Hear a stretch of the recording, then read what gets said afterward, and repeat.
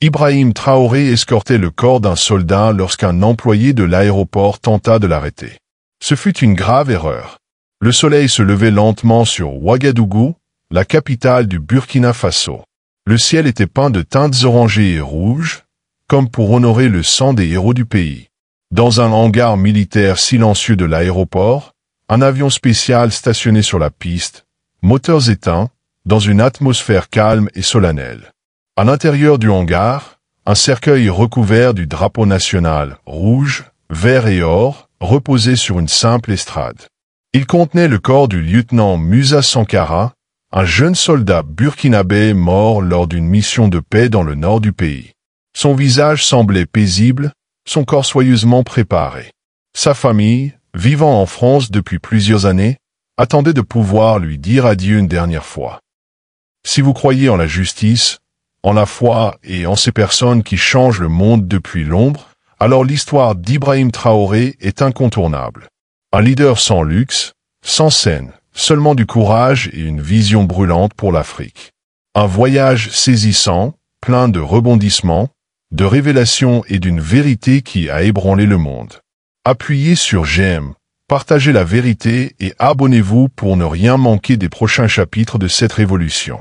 Ensemble, faisons vivre l'esprit de la force et de l'autonomie africaine.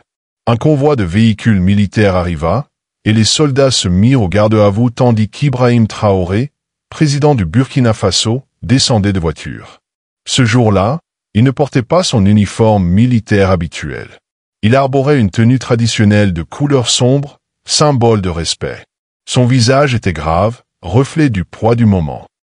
Connu pour sa force et sa franchise, il semblait aujourd'hui porter la douleur de toute une nation sur ses épaules. « Président, l'avion est prêt à transporter le corps vers Lyon », annonça le colonel Cabaret, responsable du protocole militaire. Traoré s'approcha du cercueil et posa délicatement sa main sur le drapeau. Un lourd silence s'installa. « J'irai avec lui moi-même », déclara-t-il d'une voix calme mais ferme. L'assemblée fut saisie de stupeur. Le général Hua Drago, chef de l'armée, s'avança. « Avec tout le respect que je vous dois, monsieur, ce n'est pas le rôle d'un président d'escorter le corps d'un soldat. Nous pouvons envoyer une délégation officielle à la place, proposa-t-il. Traoré le fixa droit dans les yeux. Celui qui donne sa vie pour son pays mérite la présence de son dirigeant jusqu'à son dernier repos. Il ne s'agit pas de protocole, général. Il s'agit de dignité et d'honneur. Si nous demandons à nos jeunes de mourir pour le Burkina Faso, le minimum est de les accompagner jusqu'à leur ultime demeure. Plus personne n'osa contester. Le cercueil fut soigneusement chargé à bord de l'avion, et Traoré monta avec un petit groupe d'officiels. Un conseiller diplomatique, 2 officiers militaires et le capitaine Kinda, ami proche du défunt soldat. L'appareil décolla alors que les premières lueurs du jour perçaient le ciel. Peu de mots furent échangés durant le vol. Le poids de la mission emplissait l'atmosphère. Alors que l'avion glissait à travers les nuages, le capitaine Kinda s'approcha discrètement du président, l'air hésitant. « Monsieur, il y a quelque chose que vous devez savoir au sujet de la famille du lieutenant Sankara », murmura-t-il. Traoré hocha la tête pour l'inviter à poursuivre. Sa sœur vit seule à Lyon avec ses 3 enfants. Leur mère est décédée l'année dernière, et Musa était leur principal soutien.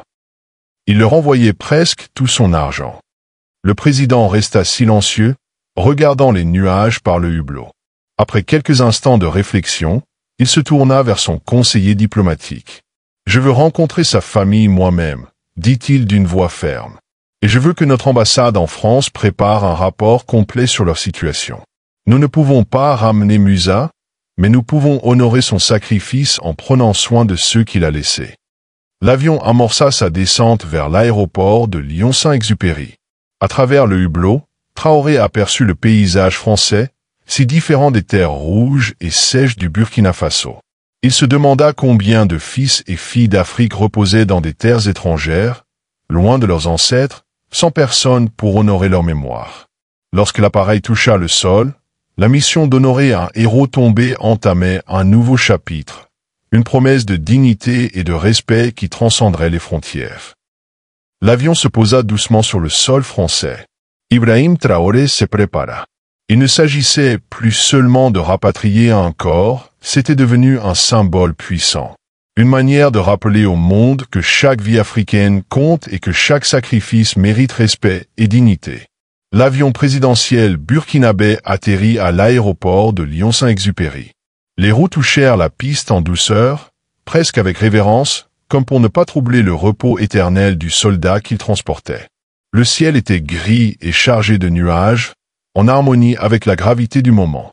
Sur le tarmac, il n'y avait ni grand comité d'accueil, ni tapis rouge, ni officiel français, seulement un petit groupe qui attendait. Environ 30 membres de la communauté burkinabé et ouest-africaine s'étaient rassemblés, vêtus de vêtements traditionnels éclatants contrastant vivement avec le temps maussade. Parmi eux, quelques anciens combattants africains ayant servi dans l'armée française arboraient fièrement leurs petites médailles et portaient des fleurs et des drapeaux du Burkina Faso. Ce groupe modeste n'avait été autorisé à assister à la cérémonie qu'à la dernière minute, grâce à la pression exercée par l'ambassade burkinabé. Normalement, un chef d'État en visite aurait été accueilli avec faste et dignitaires français, mais cette visite avait été organisée rapidement, pour des raisons personnelles et non officielles. Lorsque la porte de l'avion s'ouvrit, 2 officiers burkinabés descendirent en premier, suivis du conseiller diplomatique qui échangea brièvement quelques mots avec un agent de sécurité de l'aéroport. Puis, une scène saisissante eut lieu. Le président Ibrahim Traoré a apparu, portant le cercueil sur son épaule, flanqué de 3 soldats burkinabés.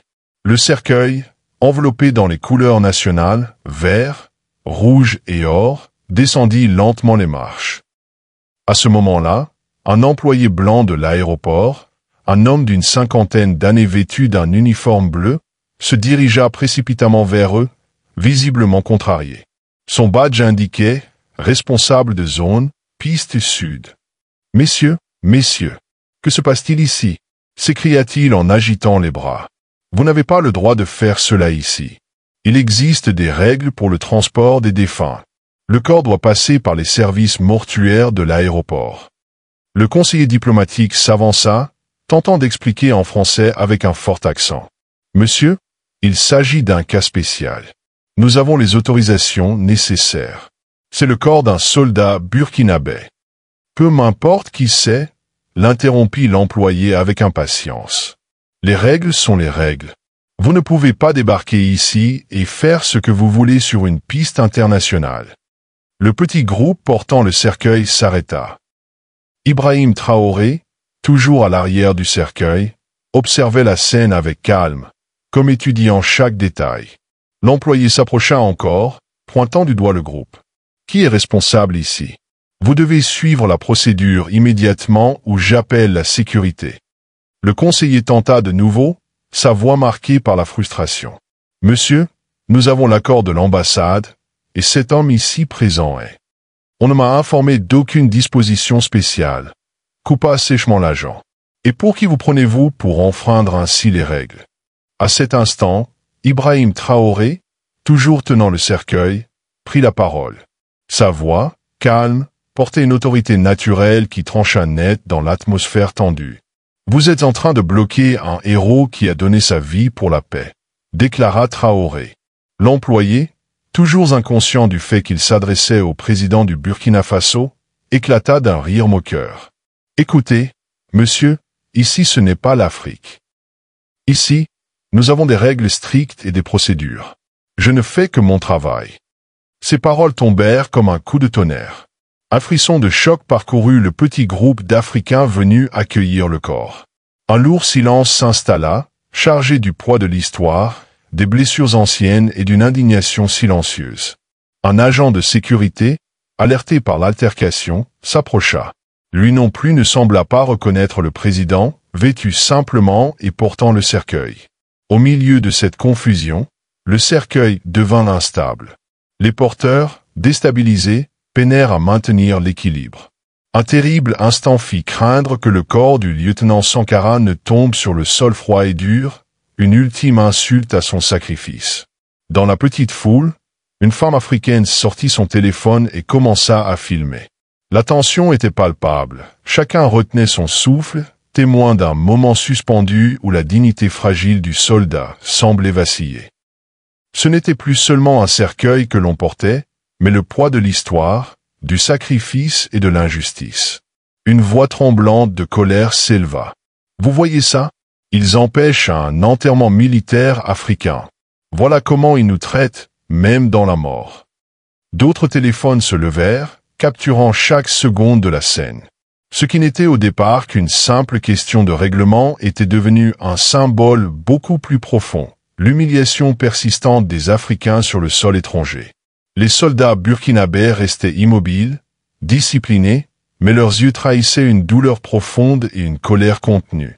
Le visage d'Ibrahim Traoré s'assombrit, non de rage, mais de tristesse profonde. Cette scène disait tout sur le fossé encore béant entre le nord et le sud, une fracture jamais complètement refermée. La tension était à son comble sur le tarmac de l'aéroport Lyon-Saint-Exupéry. Le cercueil du lieutenant Sankara, porté par le président Traoré et 3 soldats burkinabés, restait bloqué, empêché d'avancer par l'employé furieux et l'agent de sécurité désemparé. Les téléphones continuaient de filmer, immortalisant ce moment de défiance silencieuse et de résistance. Ce n'était plus seulement une question de cercueil, c'était une question de respect, un respect refusé. Soudain, une voiture de presse arriva, arborant le logo d'une chaîne franco-africaine. Un journaliste et un caméraman en descendirent précipitamment, alertés par des membres de la communauté africaine. Dès que le journaliste aperçut l'homme portant le cercueil, son visage se transforma.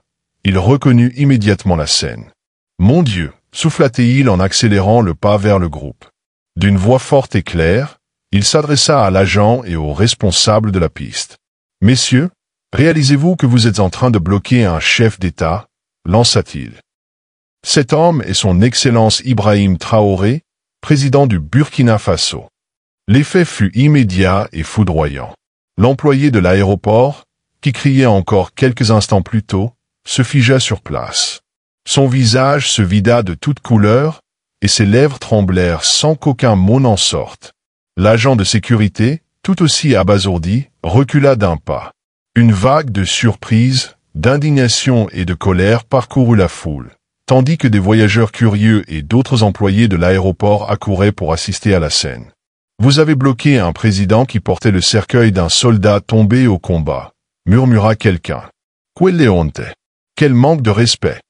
Les murmures devinrent rumeurs, puis grondements d'indignation. Les visages exprimaient l'incrédulité et la colère. Le caméraman de Dio filmait désormais en direct, tandis que le journaliste commentait pour les téléspectateurs. Une situation incroyable est en train de se dérouler en ce moment à l'aéroport de Lyon, déclara-t-il d'une voix ferme. Le président Ibrahim Traoré est personnellement venu escorter le corps d'un soldat tombé. Pourtant, il a été bloqué par des agents de l'aéroport qui ne l'ont même pas reconnu. L'agent de piste, réalisant enfin la gravité de son erreur, rougit jusqu'aux oreilles, entre panique et honte profonde. Je ne savais pas. On ne m'a rien dit, balbutia-t-il. Votre Excellence, je vous présente mes plus sincères. Mais Ibrahim Traoré ne lui accorda même pas un regard. Son attention restait entièrement tournée vers le cercueil qu'il portait encore, comme si, à cet instant, la seule chose qui comptait était l'honneur du soldat tombé. Finalement, il prit la parole, non pour répondre à l'agent, mais pour s'adresser à tous ceux qui étaient témoins de la scène, comme si ses pensées étaient destinées à être entendues par le monde entier. Est-ce ainsi que nous honorons nos morts, ceux qui donnent leur vie pour la paix? Demanda-t-il doucement, mais avec une gravité qui s'imposa dans l'air. Même dans la mort, un Africain doit-il encore lutter pour sa dignité? Ces paroles, simples mais puissantes, traversèrent le tarmac et furent captées par les micros du journaliste. Elles résonnèrent comme une vérité morale, bien plus forte que n'importe quelle colère. La vidéo en direct commença à se répandre rapidement sur les réseaux sociaux. D'abord partagée au sein des communautés africaines de France, puis au Burkina Faso, et bientôt dans toute l'Afrique francophone. Les hashtags dignité africaine et #Ibrahim Traoré commencèrent à devenir viraux. L'employé de l'aéroport, désormais visiblement effrayé par les conséquences, tenta une nouvelle fois de s'excuser, la voix tremblante. « Monsieur le Président, je vous jure que je ne savais pas. C'est Khotabaisu. Mais avant qu'il ne puisse terminer, un jeune homme dans la foule, parlant avec un accent sénégalais, l'interrompit d'une voix forte. « C'est trop tard maintenant. Le monde entier regarde. » Et c'était vrai. En quelques minutes seulement, la vidéo fut partagée des milliers de fois, par des utilisateurs ordinaires des réseaux sociaux, des influenceurs et des célébrités aux millions d'abonnés. Ce qui aurait pu rester un simple incident diplomatique s'était transformé en un spectacle mondial, exposant au grand jour les problèmes profonds de race, de pouvoir et de dignité qui continuent de ronger notre époque. L'histoire dépassa rapidement les frontières de la communauté burkinabé et de la diaspora africaine. Partout dans le monde, les gens regardaient, commentaient et partageaient leurs réactions. Comment ose-t-il traiter ainsi un président, un dirigeant, écrivait un internaute. Il ne s'agit pas seulement d'un enterrement militaire. Il s'agit du respect dû à chaque Africain, à chaque être humain. Le débat enflamma les réseaux sociaux, des milliers de voix appelant à la justice. L'incident de l'aéroport de Lyon devint un symbole de la lutte pour l'égalité, la dignité et le respect que les peuples africains continuent de mener à l'échelle mondiale. Le geste discret mais déterminé d'Ibrahim Traoré, un geste qui plaçait la dignité du soldat tombé au-dessus de toute autre considération, devint un cri de ralliement pour tous ceux qui en avaient assez de voir leur histoire et leurs luttes ignorées ou méprisées. À cet instant, le cercueil du lieutenant Sankara, porté avec honneur par le président, cessa d'être uniquement le corps d'un soldat.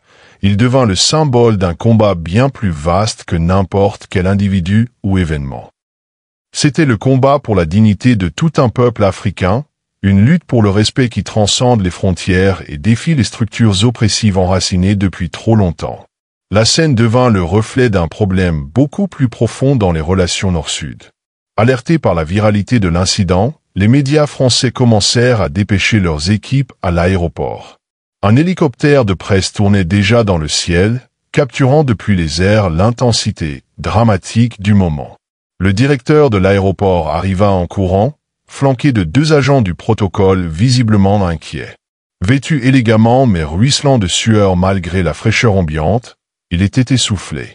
Il s'approcha d'Ibrahim Traoré et, avec un regard mêlant respect et urgence, déclara « Votre Excellence, au nom de l'ensemble du personnel de l'aéroport Lyon-Saint-Exupéry, et en mon nom personnel, je vous présente nos plus sincères excuses pour cet incident inacceptable.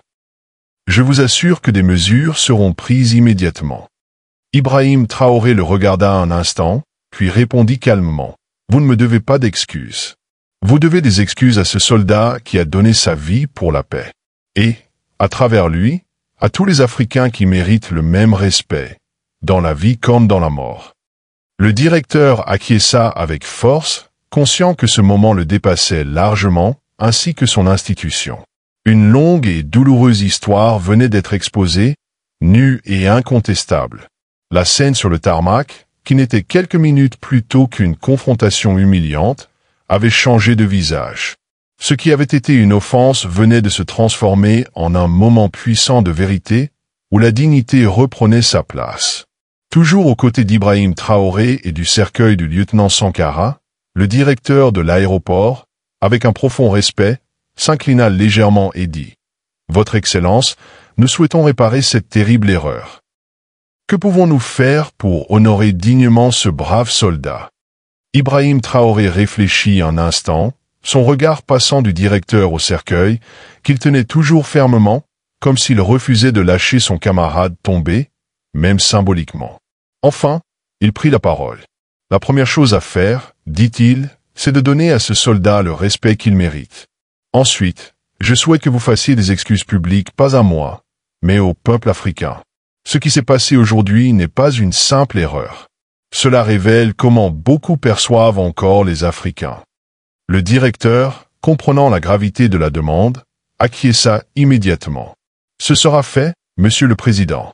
Nous ferons aujourd'hui même une déclaration publique avec ces mots. » À ces mots, un chemin de respect se traça naturellement, et la procession funéraire put enfin se poursuivre. Le personnel de l'aéroport, désormais pleinement conscient de la situation, s'écarta avec la tête baissée. Certains posèrent la main sur leur cœur, visiblement émus par les événements. Le journaliste Amadou Dio poursuivait son reportage en direct. « Nous assistons à un moment historique. La dignité africaine se dresse fièrement face à l'ignorance et au mépris. Le président Traoré rappelle au monde que chaque vie africaine compte et que chaque sacrifice mérite d'être honoré. La procession avança lentement vers la sortie de l'aéroport. Ce qui devait être un simple transfert discret était devenu une marche solennelle. Les voyageurs, d'abord arrêtés par curiosité, furent peu à peu saisis par l'émotion de la scène. Parmi eux, des citoyens français, entendant les chuchotements et voyant les vidéos virales sur leur téléphone, observaient avec un mélange de honte et d'admiration. Une femme française d'une 60aine d'années, aux cheveux gris et aux yeux doux, s'avança. Dans ses mains, un bouquet de fleurs fraîchement acheté dans une boutique de l'aéroport. Avec humilité, elle laisse. Les yeux brillants d'émotion. Mon père était aussi soldat. Je sais ce que signifie le sacrifice. Ibrahim Traoré hocha la tête avec gratitude, visiblement touché par cet acte sincère, un geste simple mais porteur d'une profonde signification, transcendant les clivages culturels et historiques. Ce geste résonna intensément en lui. La procession continua, avançant vers l'extérieur de l'aéroport où un corbillard attendait pour transporter le corps du lieutenant Sankara auprès de sa famille. Mais la foule avait bien grossi, au-delà de toute attente. De nombreuses personnes s'étaient rassemblées, membres de la diaspora africaine alertés par les réseaux sociaux, militants, journalistes, simples citoyens français, tous venus exprimer leur soutien. Parmi la foule se trouvait une jeune femme d'une 30aine d'années, vêtue simplement, le visage marqué par la tristesse. C'était Aïcha Sankara, la sœur du lieutenant tombé. À ses côtés, un petit groupe de membres de la famille, affichant une douleur mêlée de fierté silencieuse. Tandis que la procession atteignait sa destination finale, le regard d'Aïcha restait fixé sur le cercueil, portant tout le poids du sacrifice de son frère et de la portée historique de ce moment. Ce moment, cette procession solennelle, était devenu bien plus qu'un simple hommage à un soldat. C'était une déclaration puissante, la dignité africaine ne peut être ignorée, et le monde entier en était témoin, à chaque pas. 3 enfants tenaient les mains d'Aïcha Sankara, leurs yeux grands ouverts fixant la scène devant eux, trop jeunes pour en comprendre pleinement la portée. Lorsqu'Aïcha aperçut le cercueil de son frère porté avec tant de respect par le président de son pays, ses jambes fléchirent. Un sanglot étouffé s'échappa de ses lèvres alors qu'elle tombait à genoux, submergée par l'intensité du moment. Ibrahim Traoré, debout avec solennité, fit signe aux autres porteurs de déposer délicatement le cercueil sur le support placé près du corbillard. Puis, dans un geste qui surprit tous les témoins, il s'agenouilla devant Aïcha, se mettant à sa hauteur. Cet acte simple parlait plus fort que n'importe quel discours. Un geste démontrant que tous les êtres humains sont égaux, quel que soit leur titre ou leur position. À cet instant, Ibrahim Traoré, président d'une nation, n'était plus qu'un homme exprimant respect et solidarité envers une sœur en deuil. Avec des gestes lents et empreints de respect, Traoré déplia soigneusement le drapeau burkinabé qui recouvrait le cercueil. Chaque mouvement était réfléchi, solennel, chargé de sens. Ses mains traitaient le drapeau avec la plus grande révérence, non comme un simple symbole national, mais comme l'incarnation du sacrifice d'un jeune soldat ayant donné sa vie pour la paix.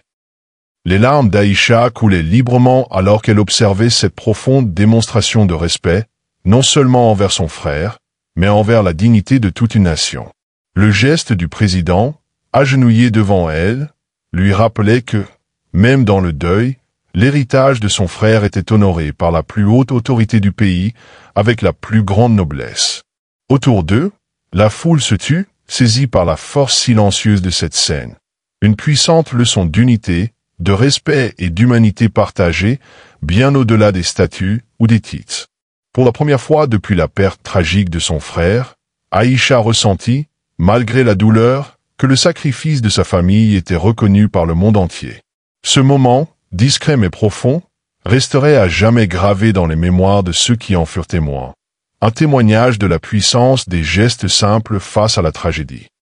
L'histoire du geste digne d'Ibrahim Traoré, escortant personnellement le corps du lieutenant Musa Sankara, de sa position ferme contre l'irrespect, et des leçons puissantes qu'elle porte en elle, offre une profonde méditation sur les thèmes de la dignité africaine, de l'unité et de l'autonomie. Ce moment est une invitation à réfléchir sur la manière dont les actions d'un seul homme peuvent remettre en question les attitudes culturelles enracinées et déclencher une conversation mondiale sur le traitement des vies africaines et la véritable signification du leadership. Tout commence par un malentendu qui dégénère en confrontation à l'aéroport Lyon-Saint-Exupéry. Ibrahim Traoré, président du Burkina Faso, tente d'honorer le corps d'un soldat tombé, le lieutenant Musa Sankara, en l'escortant personnellement.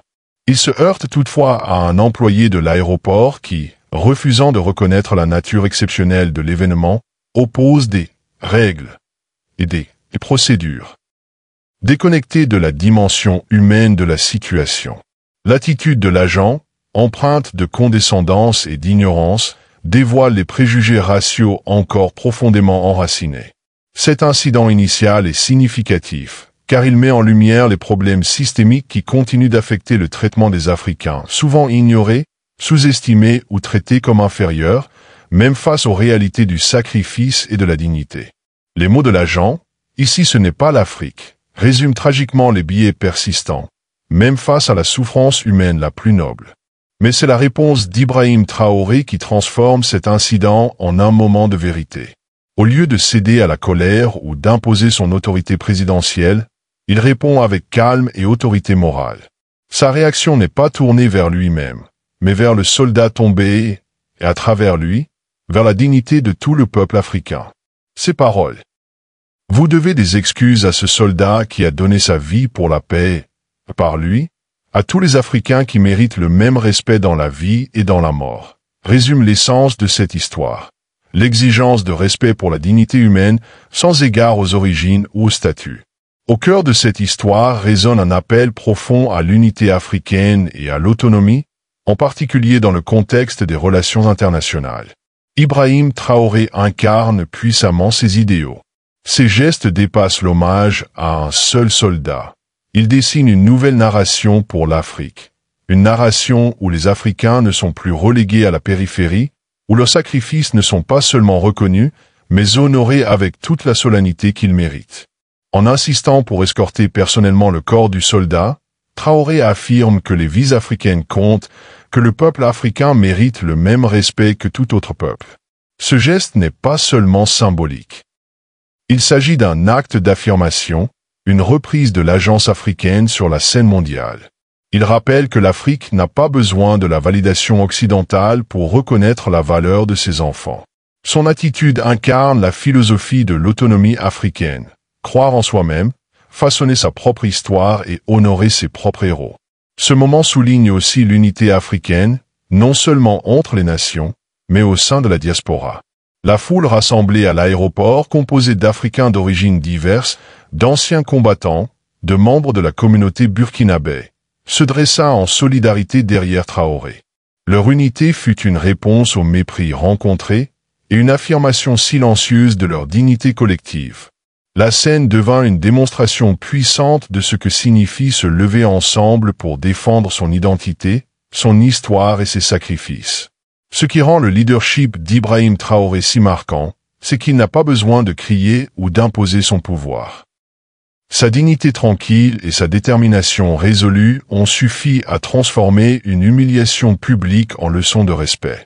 Sa décision de s'agenouiller devant Aïcha Sankara et de plier lui-même le drapeau sur le cercueil incarne un leadership transcendant les titres et les fonctions. Les actions de Traoré délivrent un message limpide. Le véritable leadership ne repose pas sur l'ego, mais sur le service et le respect. En prenant le temps d'honorer personnellement le sacrifice d'un soldat, il démontre que la grandeur d'un dirigeant se mesure à son engagement envers son peuple, sa patrie et ses valeurs. Ce jour-là, il n'a pas seulement dirigé le Burkina Faso, il a montré la voie à toute l'Afrique, prouvant que le leadership fondé sur l'humilité et le respect laisse une empreinte bien plus profonde que n'importe quelle démonstration de force. Si cette histoire met avant tout l'accent sur la dignité et le respect, elle porte également un message sous-jacent sur la nouvelle économie africaine et l'indépendance économique. Les actions d'Ibrahim Traoré reflètent un état d'esprit en pleine évolution en Afrique, Une prise de conscience que le pouvoir économique et l'indépendance politique sont essentiels à la croissance du continent. Dans un contexte plus large, la notion de nouvelle monnaie africaine ne se limite pas à la richesse au sens traditionnel. Elle incarne la construction de systèmes d'autosuffisance, de résilience économique et l'émancipation des nations africaines pour soutenir leur propre peuple sans dépendre des forces extérieures. C'est une philosophie de reconquête, de fierté et de maîtrise de son propre destin. Dans la scène que nous avons vécue, l'insistance d'Ibrahim Traoré à escorter personnellement le corps d'un soldat tombé, malgré les barrières protocolaires et administratives, symbolise l'émergence d'une nouvelle génération de dirigeants africains. Des dirigeants qui placent en priorité les ressources, les talents et les contributions de leur propre peuple. Là où l'Afrique a longtemps été exploitée pour ses ressources humaines et naturelles, ce récit marque un tournant. Des leaders comme Traoré envoient aujourd'hui un message clair. L'Afrique peut, selon ses propres termes, honorer ses sacrifices, valoriser ses enfants et tracer son chemin. Cette Afrique nouvelle n'attend plus l'approbation ou le secours extérieur, elle bâtit son avenir avec fierté, courage et autonomie.